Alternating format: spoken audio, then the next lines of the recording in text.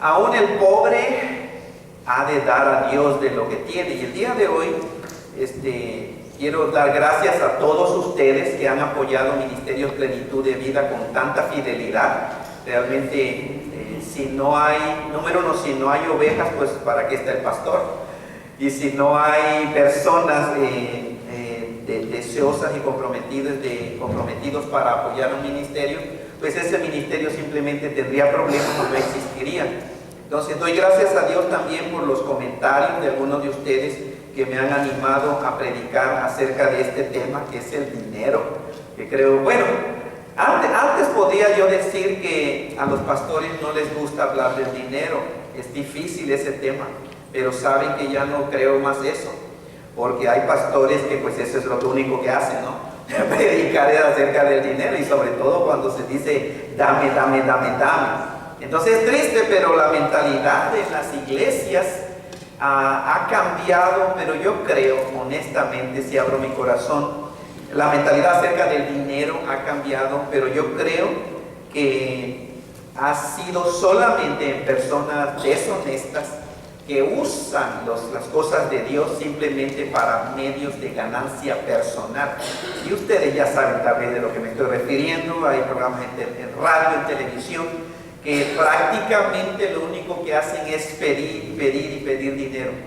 No necesariamente es mal pedir dinero, sobre todo si hay una causa justa, ¿cierto? Por ejemplo, cuando existe un terremoto o un tsunami, un temblor, un incendio, generalmente las iglesias y de hecho organizaciones, instituciones del gobierno piden ayuda a la comunidad. Entonces la gente, movido por lo que sucedió, es una causa que creen esto sí vale la pena ayudar de mi dinero porque esto es algo bueno. Entonces el pedir dinero no necesariamente es malo. El problema es cuando se usa a Dios y se usa la mentira y la manipulación psicológica simplemente para que la gente dé. Y generalmente la gente da con corazón sincero, pero a veces uno necesita ser más crítico. Y acuérdense, no criticones, eso es otra cosa, pero crítico es usar nuestro razonamiento para ver realmente dónde vamos a dar nuestro dinero. Hay personas que pueden razonar, pues yo doy y ya Dios sabe. Es verdad en cierto sentido también. Pero Dios nos ha dado razonamiento, inteligencia, el cerebrito, para ver a dónde vamos a dar nuestro dinero o el dinero que Dios nos da para su administración. Porque hasta eso, todos los recursos que Dios nos da son para administrarlo. Entonces, si yo tengo conocimiento de que donde voy a dar mi dinero se puede usar deshonestamente, o simplemente para satisfacer los deseos carnales de un hombre o de una mujer ahora, porque también hay ya pastoras y ungidas y profetizas y todo eso ya existe también. Entonces creo que no estamos haciendo buen uso de los recursos que Dios nos da. Necesitamos ser inteligentes y analizar. Ahora, hay situaciones en que realmente eso no se puede probar. Entonces realmente dice, Señor, pues tú sabes, yo doy con todo mi corazón, yo no sé necesariamente cómo lo van a usar, y uno pues lo único que quiere es confiar en Dios y que esa persona o esa organización haga buen uso del dinero. Entonces una de las cosas, y aún lo decía en mi oración ahora, de que pues en la vida no a todos nos va igual, y al pensar en los que vivimos, pongamos en Estados Unidos, aquí de Norteamérica, en el país donde estamos, pues obviamente no a toda la gente le va igual hablando materialmente o financieramente. Hay gente que les sobra tal vez el dinero, que hacen al año mucho dinero, hay gente que está luchando y Dios conoce eso. Dios conoce a cada uno de nosotros, cuánto luchamos, estás luchando, las necesidades. Alguna gente, créame, que vive al día, es decir, está esperando el cheque para poder seguir sobreviviendo. Y si se atrasa el cheque, entonces hay familias que se ven en serios problemas. También es buena idea, hablando del dinero, que nosotros seamos inteligentes. Hay mucha ayuda para manejar y usar y administrar bien el dinero. Es increíble, y ustedes van a estar de acuerdo conmigo, en cómo se nos fuga el dinero, ¿cierto? Hablaba yo con una persona hace años que tristemente perdió su casa, y me senté con esta mujer que era sola, pero recibía alguna ayuda, ella trabajaba, y nos sentamos a hacer cuentas. Digo, que ¿cuánto es lo que tú recibes más o menos al mes? Dijimos, tanto. ¿Cuánto pagas de casa? Tanto. Entonces fuimos quitando. Sobraban casi $1000. Y entonces le dije, pero ya es todo. A ver, piensa más. ¿Dónde más? ¿Qué más pagos tienes que hacer? Y decía, no, pastor, pues no. Y le digo, entonces, ¿dónde está el dinero? Se está fugando el dinero. Esta persona perdió su casa tristemente, pero me decía, pastor, yo sé, y pues yo la conocía, le gustaba mucho hacer fiestas e invitar. Ahora, ¿es malo hacer fiestas? No. ¿Es malo que te inviten a comer? Pues no es malo esas cosas, pero estaba fugándosele el dinero. Entonces es bueno que nosotros pues busquemos ayuda, porque recuerden que las cosas materiales, el dinero, no es nuestro. A veces nuestro corazón arrogante y orgulloso lo agarra como si fuera nuestro, y por eso nos cuesta más trabajo dar. Pero el dinero y los recursos financieros son de Dios, pero Dios nos los da a cada uno esperando, de acuerdo a la Escritura, que nosotros lo administremos bien.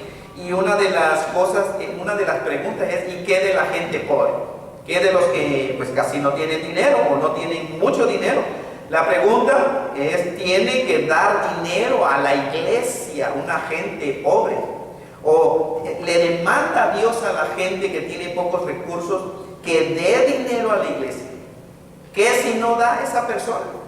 Ustedes saben, allá afuera, una vez más, la vida real, están usando chantaje, manipulación y usando a Dios diciendo, si tú no das, pues olvídate, nunca vas a prosperar, está bajo maldición. Si tú le robas a Dios de los diezmos, etcétera, y si le das a Dios, significando a mí, el que está para enfrente, o a nuestro ministerio, si tú le das, Dios entonces te va a bendecir. Y existe una deshonestidad horrible. De hecho, todos ustedes que tienen Facebook, por ahí puse y copié, share o compartí, algo que escribió el pastor Chuy Olivares de Casa de Oración de Guadalajara. Es interesante, y él le puso como título, ya me cansé, algo así. ¿Alguien leyó todo esto de ustedes?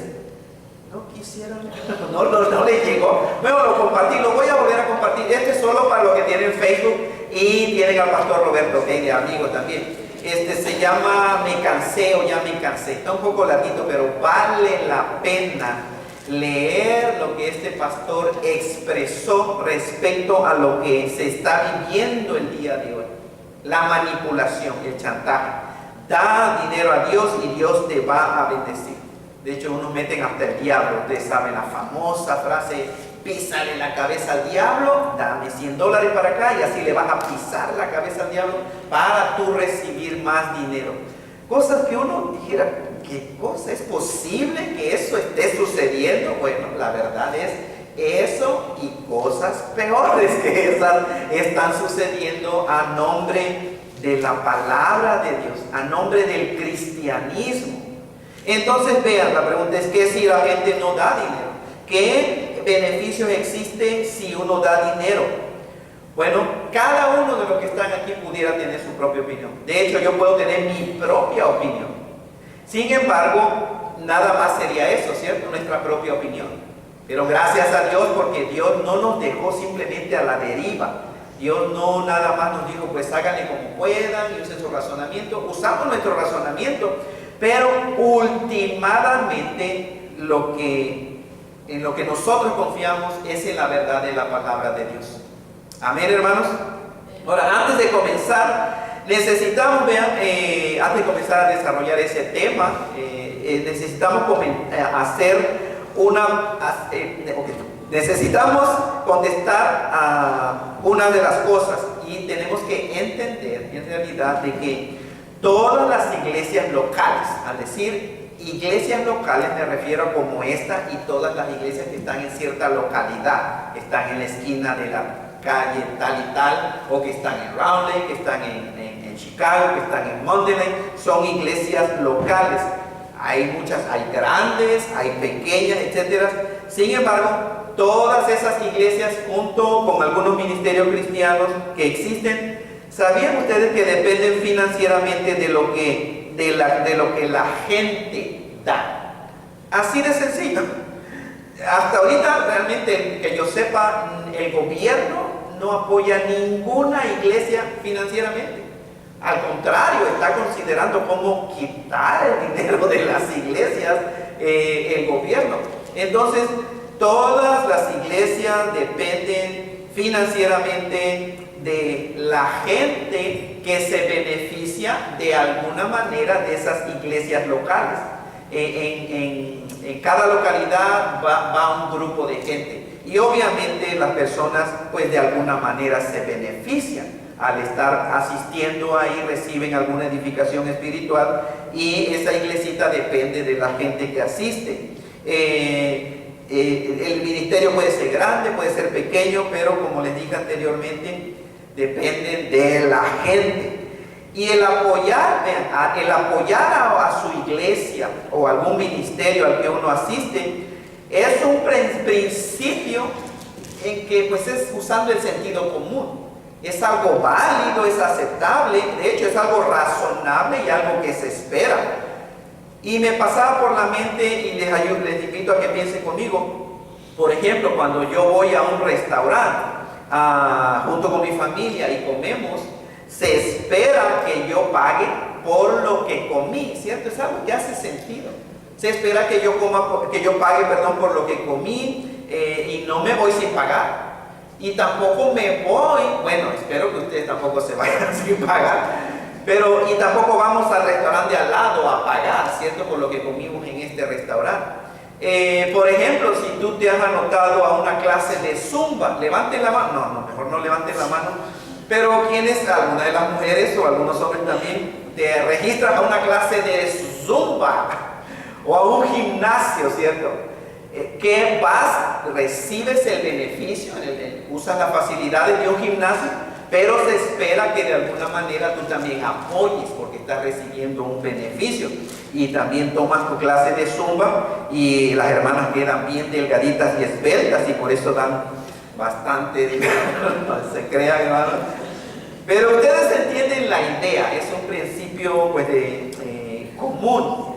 Y en las iglesias es el mismo principio, o sea, tú, tu familia, yo con mi familia asisto a tal iglesia, recibo edificación espiritual y existe dentro de nosotros ese sentir de gratitud, ¿cierto? Número uno, pertenecemos y eso ustedes tal vez no nos damos cuenta porque sucede de una manera inconsciente el beneficio en que la gente va a tal iglesia local y recibe cierta edificación espiritual, pero también emocional. ¿Sabían que siempre el ser humano nace con ese sentir de pertenencia? De hecho, ese sentir máximo de pertenencia se soluciona totalmente cuando uno entiende que le pertenecemos a nuestro Dios. Ahí se acaba la búsqueda. Pero como somos creados a imagen y semejanza de Dios, aquí en la tierra también la gente busca a un lugar, a un club. De hecho, piensen en la pandilla, tristemente. El beneficio, si podemos decir, de una pandilla, dicen los jóvenes y las señoritas, es que mi familia, ellos sí me aceptan, ellos sí me cuidan, etc. Sienten ese sentir de pertenencia. Entonces hay ese beneficio y por la misma razón dentro de nosotros existe el deseo, ese sentir de gratitud y de apoyar financieramente. Con nuestro apoyo financiero, no solamente, por ejemplo, en una iglesia, no solamente damos gracias a Dios por la existencia de esa iglesia en la que yo pertenezco, sino que también estamos mostrando nuestro deseo de que esa iglesia continúe, ¿cierto? Por eso da uno una ayuda financiera. De hecho, ¿sabían que yo no le llamo ofrenda? Esto lo prediqué cuando empecé esta serie de mayordomía cristiana.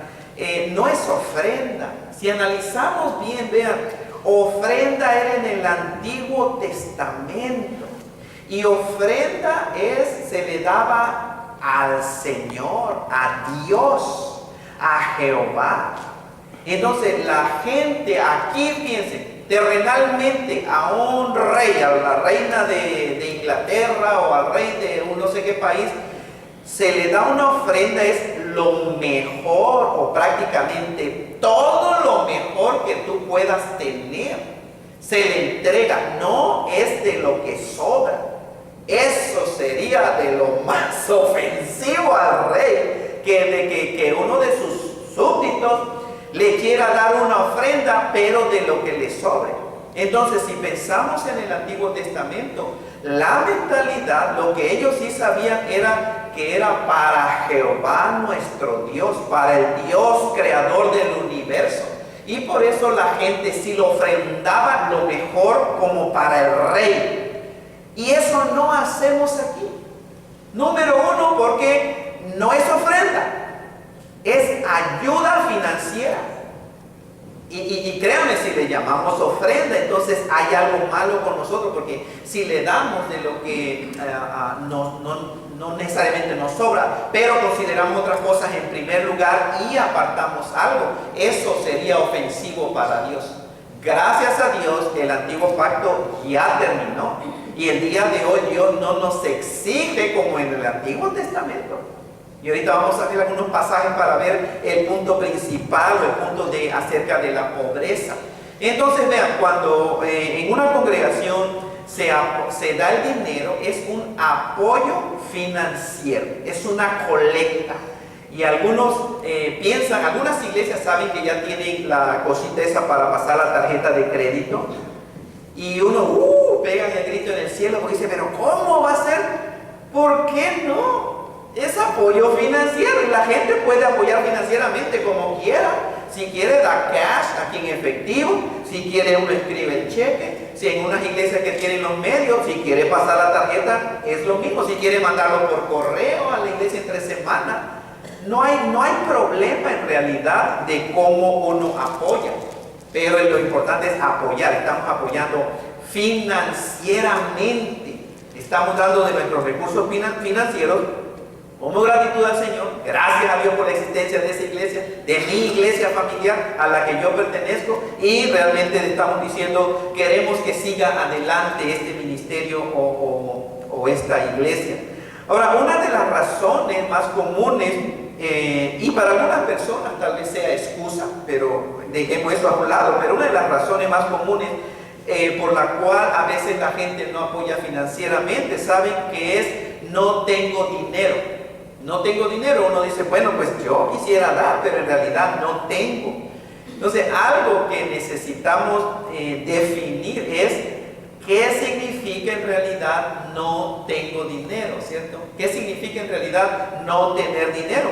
Porque puede ser que lo que para unas personas significa no tener dinero, en realidad no es que no se tiene dinero, sino que no me sobra dinero para dar. ¿Entienden? Para una gente, pues sí tengo dinero, pero no me sobra para dar de lo que yo quisiera. O aún más, escuchen, para algunas personas no tener dinero significa en realidad que sí se tiene dinero, pero que no tienen mucho dinero que quisieran tener para poder apoyar o dar más a la obra o a la iglesia que uno pertenece. Entonces, a veces la gente, y esto es real, yo no sé de ninguno de ustedes, pero vean, el razonamiento es este. Si yo quiero dar $50 mejor, o yo quiero dar $30 semanales ahí en la iglesia que pertenezco, pero como no tengo $30 semanales, nada más tengo 10, entonces mejor no doy nada. Créanlo, ese es el razonamiento, mejor, para mí yo digo mejor, pero en realidad eso no hace sentido, porque no es mejor no dar nada a dar $10. si piensan desde la perspectiva de apoyo financiero, es mejor dar $10, aunque no pueda dar yo $30, ¿cierto? Es lo mejor. Pero entonces vean, para mí, comer un poquitito es mejor que no comer nada, ¿cierto? Aunque quisiera comer mucho, pero si hay un poquito, pues para mí es mejor comer un poquito a no comer nada. Entonces vean, pensemos en cuando estamos apoyando realmente, es aunque sea apoyar un poquito, no importa, porque últimamente pues Dios conoce mi corazón, Dios conoce nuestro corazón, Dios conoce realmente nuestros recursos, lo que tenemos, si tenemos, si no tenemos, etc. Entonces el razonamiento cuando la gente no dice mejor no doy nada a dar $5, ¿qué van a pensar de mí? ¿Qué van a decir de mí? Una, que no tengo dinero, o una, que qué tacaño soy, ¿cierto? Esas cosas nos pueden refrenar de la bendición de dar. Recordemos esto, el dar es una bendición cuando lo hacemos con la actitud correcta. No resulta en bendición cuando tú das obligadamente o cuando tú das con dolor de tu corazón. No resulta realmente en ninguna bendición. Pero Jesucristo dice en la Biblia, más bienaventurado es dar que recibir. Y dice por ahí el hermano Gerardo que ese es el dicho de los boxeadores, ¿no? Ese es el pasaje preferido de los boxeadores, más bienaventurado es dar que recibir. Ok, pero estamos hablando de dar, y esa es una bendición que Dios nos ha dado. De hecho, escuchen, como fuimos creados a imagen y semejanza de Dios, que dice la Biblia, el amor de Dios, saben que Dios no se pudo haber quedado con ese amor, tuvo que dar. Y por eso Juan 3:16 dice, de tal manera amó Dios al mundo que dio. Entonces vean, eso se expresa siempre, dar. Y para nosotros cuando damos, sobre todo por una causa justa, para algo que sabemos que es bueno dar, Dios nos da ese sentir de agradecimiento y esa palmeadita, ¿cierto? De hecho, aún sin ser cristiano, uno puede sentir esa palmadita de la conciencia.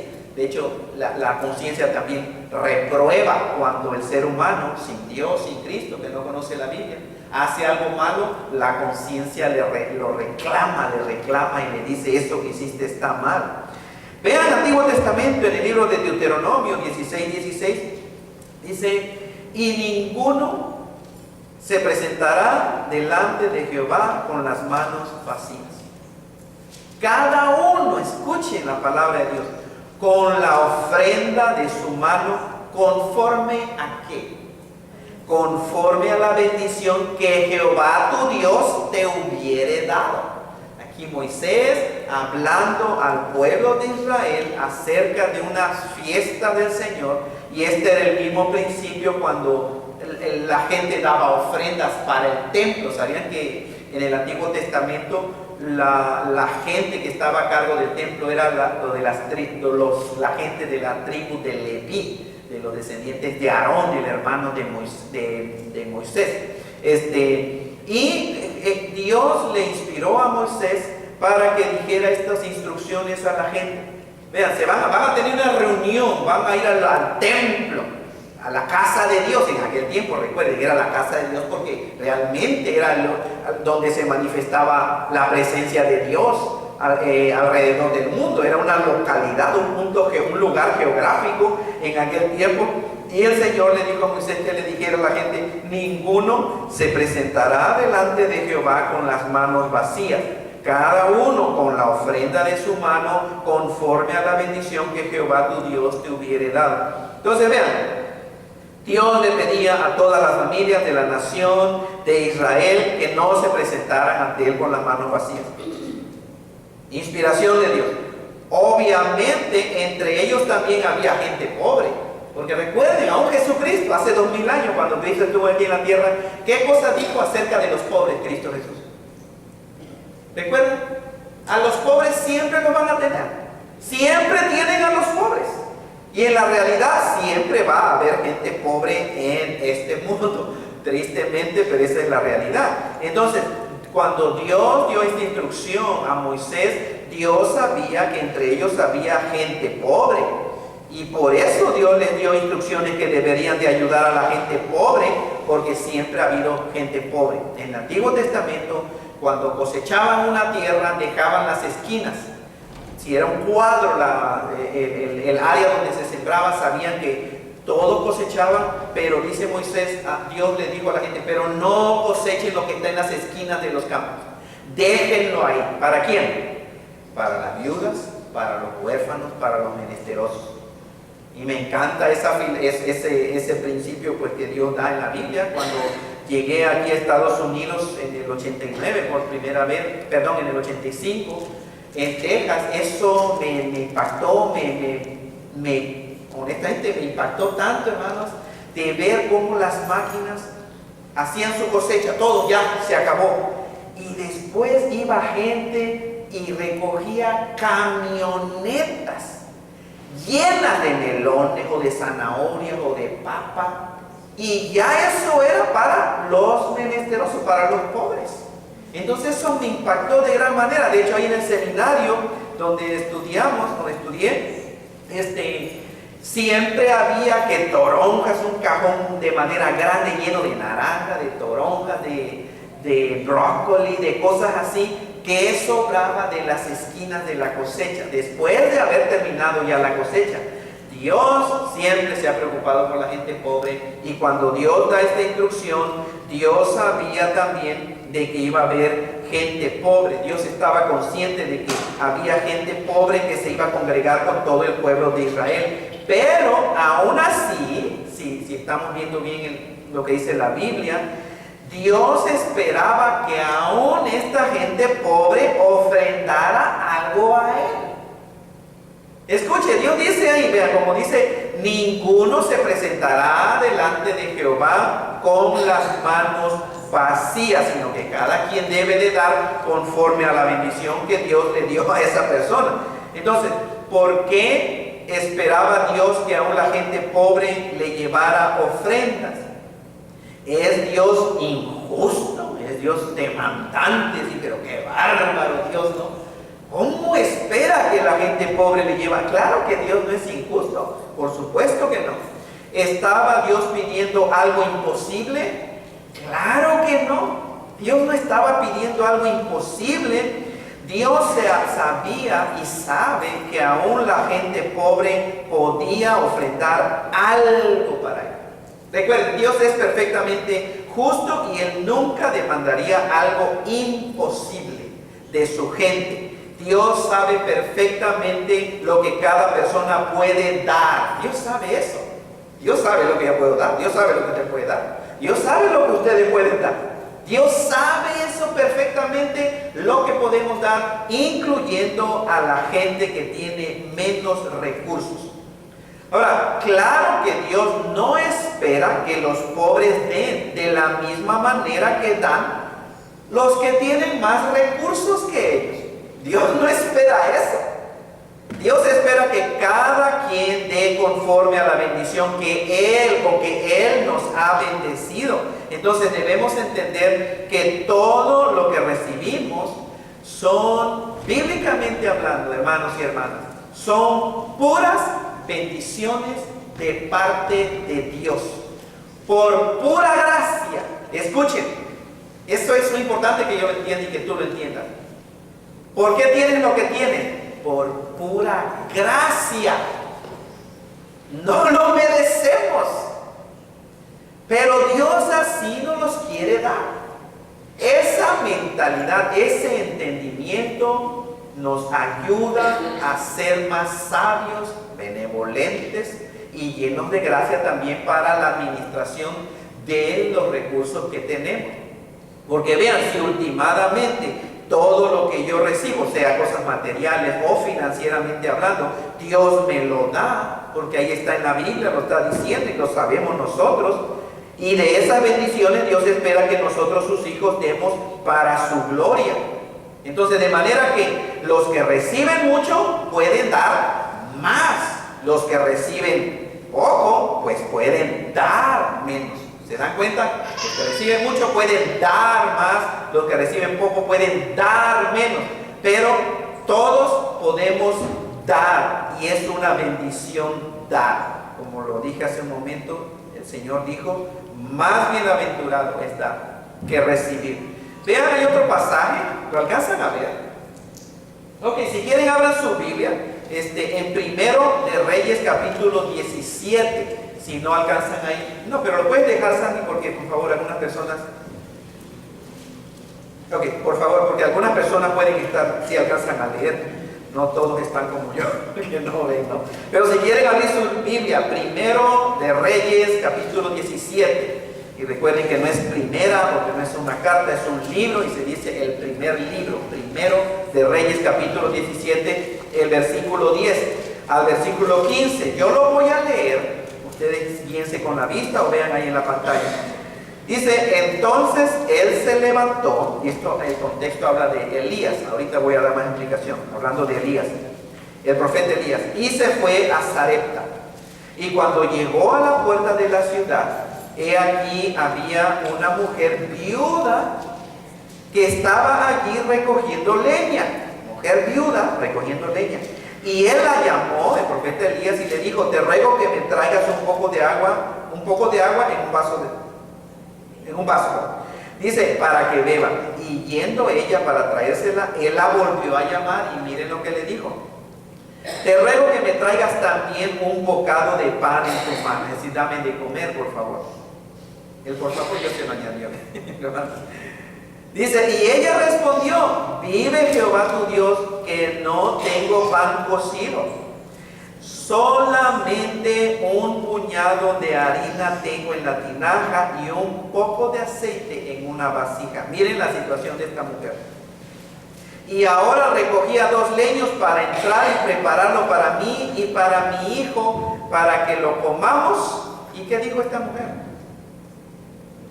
Y nos dejemos morir. Es decir, era todo y lo único que tenía esta mujer.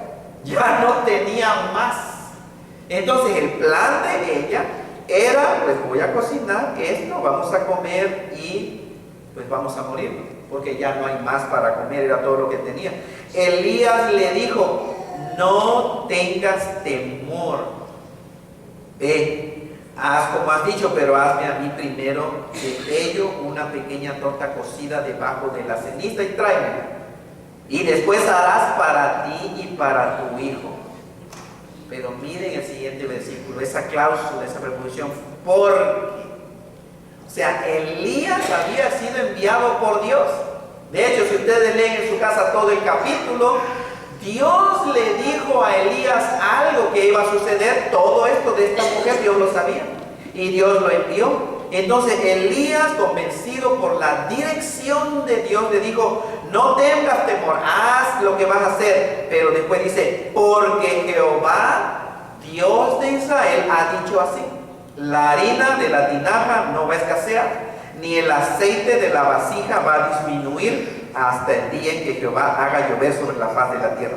Entonces esta mujer fue e hizo como le dijo Elías y comió él. Y se acabó la comida. Comió él, ¿no? Y dice, y ella y su casa. Y se acabó la comida. No, dice, muchos días.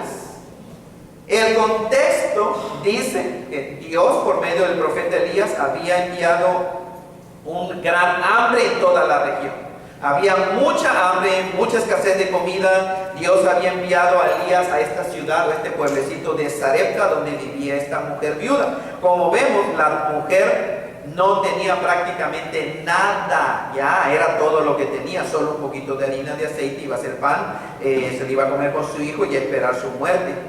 Ahora, esta mujer claramente era más pobre que todos nosotros.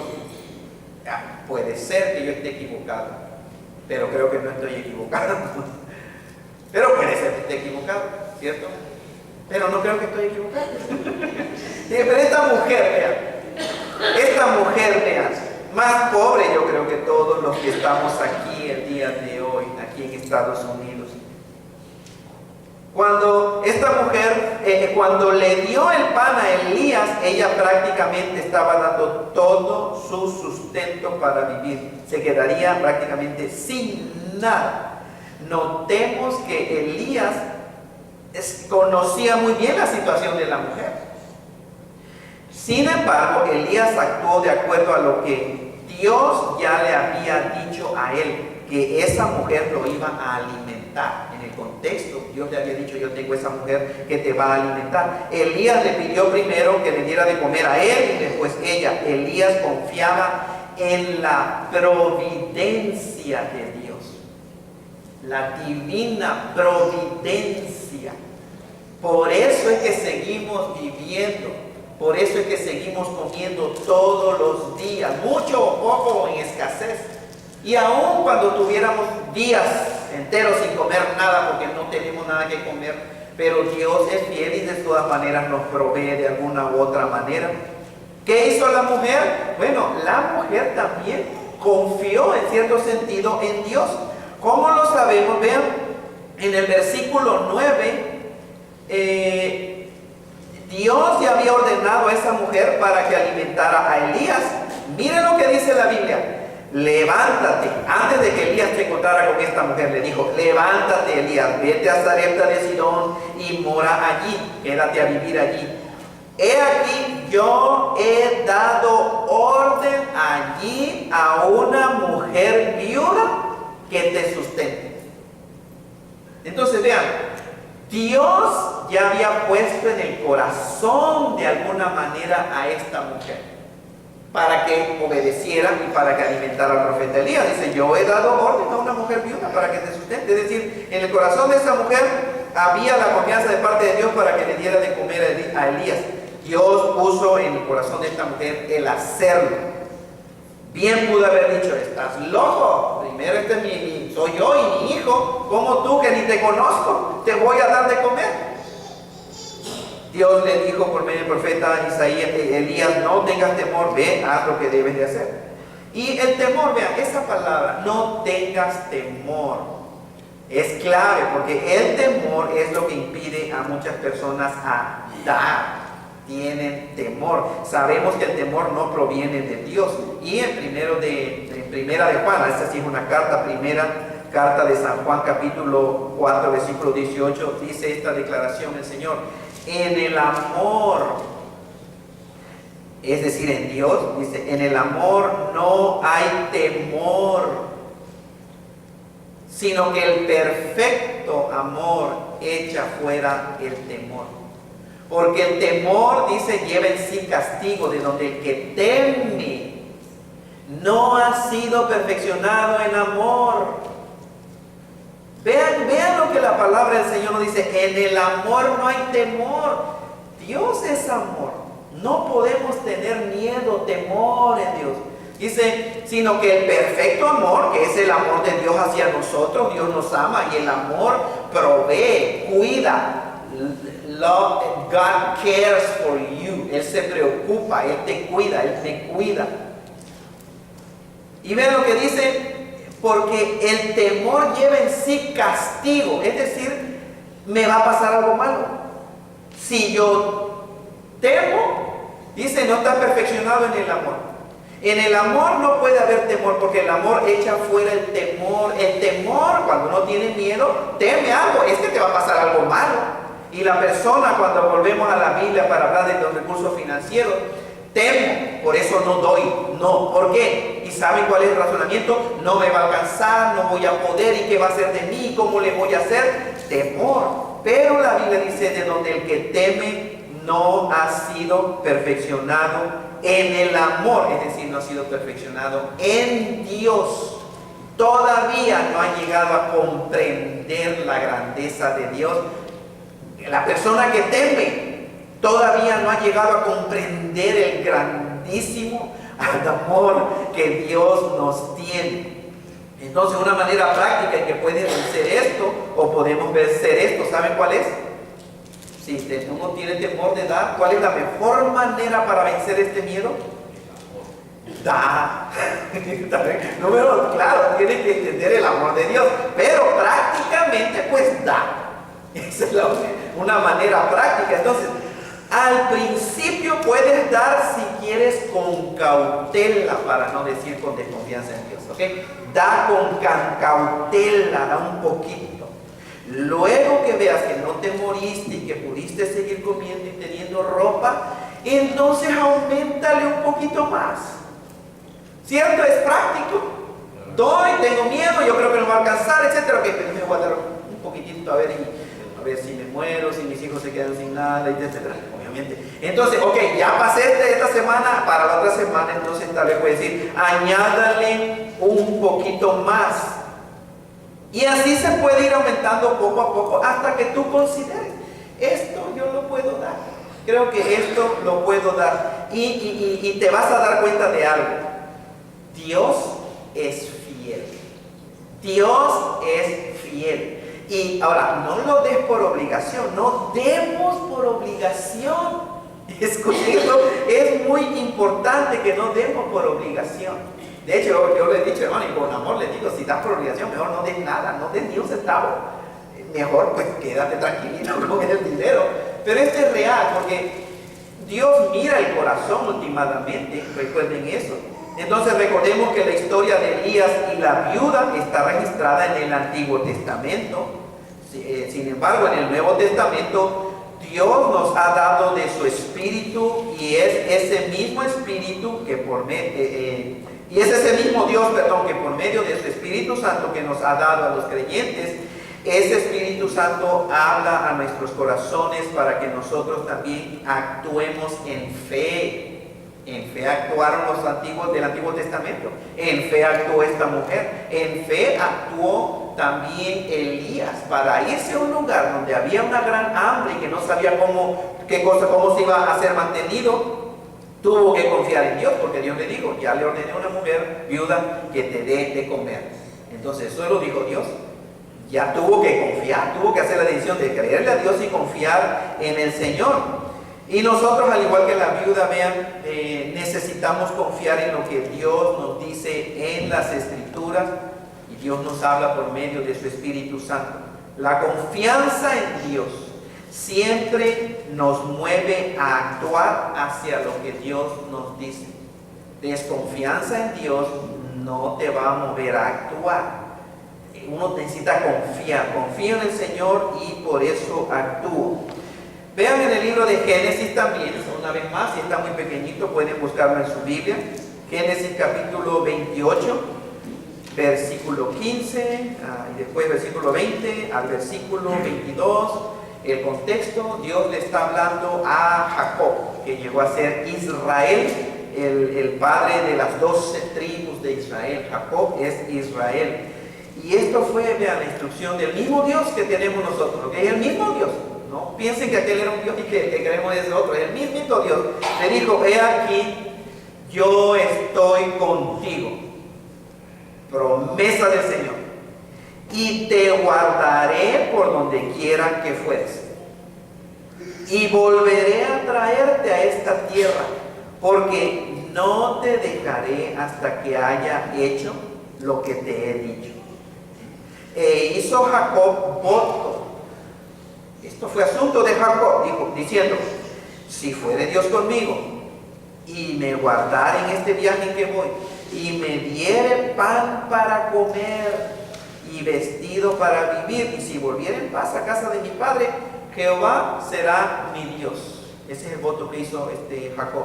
Y esta piedra he puesto por señal, será casa de Dios, y de lo que me dieres, de todo lo que me dieres, dijo Jacob, el diezmo apartaré para ti. Escuchen, vemos que Dios le hizo una promesa a Jacob. Primero el que está actuando ahí de la escena, el iniciador, ¿quién es? Dios. Dios es el que habla. Jacob respondió a lo que Dios le prometió, a lo que Dios le dijo. Ya estaba en Jacob si creerle o no creerle a Dios. Eso ya es asunto de la persona a quien Dios le habla. Lo que vemos es que Dios inició y Jacob respondió. Dios le dijo, yo estoy contigo, te voy a guardar, te voy a mantener y vas a regresar a esta tierra así como yo he dicho. En respuesta a esta palabra de Dios, Jacob hizo un voto ante Dios. Dijo Jacob, si Dios va conmigo y me trae bien y me da ropa y me da comida, etc. Dice, yo le voy a dar el 10% de todo lo que Él me dé. Una vez más, vean esa expresión que nos ayuda a nosotros. Jacob dijo, yo le voy a dar el 10% de lo que ¿qué? De lo que yo gane con el sudor de mi frente. No, dice de lo que Él me dé. La misma mentalidad, hermanos y hermanas, que necesitamos nosotros tener. Todo lo que recibimos viene de la preciosa y llena de gracia mano de nuestro Dios. Él hizo un voto, pero Jacob tuvo que confiar y actuar en fe. Él hizo un voto a Dios que le daría el 10% de todo lo que Dios le iba a dar a él. Vemos que Jacob reconocía que todas las cosas provenían de Dios, y esa es una actitud de corazón y nos ayuda a manejar o a administrar bien los recursos materiales que Dios nos da. Si tú no reconoces sinceramente que todas y cada una de las cosas materiales que tienes, incluyendo el dinero, provienen de la mano de Dios, créame que vas a tener problemas para dar. Se hace muy difícil. Y en mi experiencia personal, con todo mi corazón y humildad digo esto: tal parece que no te va a alcanzar el dinero. Y yo otra vez no estoy usando manipulación ni chantaje aquí. La mera verdad es que gente entre ustedes mismos me han platicado estas cosas. Pastor, escucha este matrimonio así: antes de que nosotros fuéramos cristianos, teníamos el mismo trabajo, pastor, y nunca teníamos nada, no nos alcanzaba nada. Ahora que somos hijos de Dios, y ahora empiezan a dar, hasta parece que tienen más, pero no tienen más. Sino que hay algo realmente que sucede cuando uno empieza a dar con un corazón sincero. Y yo siento que de acuerdo a la Escritura, es entonces Dios te provee. ¿Estás dando? Bueno, pues te voy a dar para que puedas dar más. Esa es la manera. De hecho, en Efesios, recuerdan lo que el apóstol Pablo le dijo a la iglesia de Éfeso: el que robaba, ya deje de robar, sino póngase a trabajar para que tenga que compartir con el que tiene necesidad. Algo que Dios le dijo. Entonces vean, si uno tiene esa actitud en tu corazón, todo proviene de tu mano, Señor. Entonces simplemente en agradecimiento a tu fidelidad, Padre, a tu cuidado por mí, por mi familia, Señor, yo voy a dar, y que sin que me duele el corazón. Yo lo puedo hacer, tú lo puedes hacer sin dolor de corazón. Cuando Jacob hizo ese voto delante de Dios de que le iba a dar el 10%, Dios aún no había dado la ley. Escuchen, porque esto fue en Génesis. Jacob, ¿entiende? Después la ley vino con Moisés. Entonces el diezmo ya existía, aparentemente eso era una costumbre de aquel tiempo. Pero notemos, Dios no le obligó a Jacob que diera el 10%. Eso es muy importante, porque en iglesias cristianas evangélicas allá afuera se dice: Dios te demanda que le des el diezmo. De hecho, dice, el diezmo es del Señor. Y si tú no das el 10% de lo que ganas, le estás robando a Dios. Eres un ladrón. Y viene una condenación. Imagínense, bonita motivación para dar a Dios, ¿no? El 10%. El día de hoy, como le he dicho con anterioridad, hay dos razones principales por las que la gente generalmente que cree en el diezmo, da el diezmo. Número uno, para que Dios me llene las bolsotas llenas de dinero. Entonces estás dando con mala motivación. Das tu diezmo, pero a ver, Dios, ya, a ver, échale para acá, porque mira, yo doy, ahora tú se supone que vas a abrir la ventana de los cielos y me va a llover el dinero. ¿Qué motivación es esa para dar el diezmo al Señor? O la otra motivación es: si no le das el diezmo, cuidadito, porque vas a ver cómo vas a sufrir. Dios aún lo que tienes te lo va a quitar. Hágame favor. Y ahí está la gente dando por amor. No, porque tiene miedo Quiero tener asegurado a Dios, doy mi dinerito, doy mi diezmo y así tengo contento a Dios y ya no me va a faltar nunca. Esas motivaciones ninguna agrada a Dios. ¿Qué es lo que agrada a Dios en lo que respecta cuando demos? ¿Qué es lo que le agrada a Dios? Tu corazón sincero. Y por eso en el Nuevo Testamento dice: cada uno dé como propuso en su corazón. No dé por tristeza, no dé porque hay necesidad. Dios ama al dador alegre, al alegre que da. Y la palabra del texto original, se las he explicado, es cuando veo los niños correr a dar dinero aquí. Esa es la expresión. God loves the cheerful giver. Es cuando vienen así corriendo los niños con sus dineritos, ¿cierto? Y lo quieren meter. Esa es la actitud que agrada a Dios. Yo quiero dar para apoyar. Entonces vean, esto fue bajo el Antiguo Testamento. En el Nuevo Testamento Dios no te obliga a dar nada. Cristo Jesús, gracias al Señor, cumplió con todas las demandas de la ley, con su muerte en la cruz, y Él clavó la ley para siempre, incluyendo la ley del diezmo. De hecho, Cristo nos vino a liberar de la maldición de la ley, incluyendo la ley del diezmo. Entonces, eres libre. No te vas a ir al infierno por no dar nada a la iglesia, para que estemos tranquilos, ¿no? No, escucha, Dios no te va a castigar si no das dinero a la obra del Señor. No te vas a ir al infierno, sigues siendo hijo de Dios. Eso es verdad bajo el nuevo pacto. Ahora, una pregunta es: ¿por qué razón un hijo de Dios no querría dar a la obra de su papá? ¿Entiendes? Esa sería una pregunta que uno necesita contestar. ¿O qué es lo que le impide dar a un hijo de Dios? ¿Qué es allá lo que impide dar? Es como cuando tú como papá, te sacrificas de muchas cosas para que tu hijo tenga todo y tenga una buena educación, para que encuentre un buen trabajo. ¿Para qué quieres que tenga una buena educación? Para que encuentre un buen trabajo. ¿Para qué quieres que tu hijo tenga un buen trabajo? Para que tenga ¿qué? Mucho dinero. Ese es el asunto, para que le vaya bien, para que gane buen dinero. Imagínate que cuando tu hijo, después de recibir tu educación y después trabaja y empieza a ganar bastante dinero y no te quiere dar ni un centavo. Hay un problema, ¿no? ¿Cómo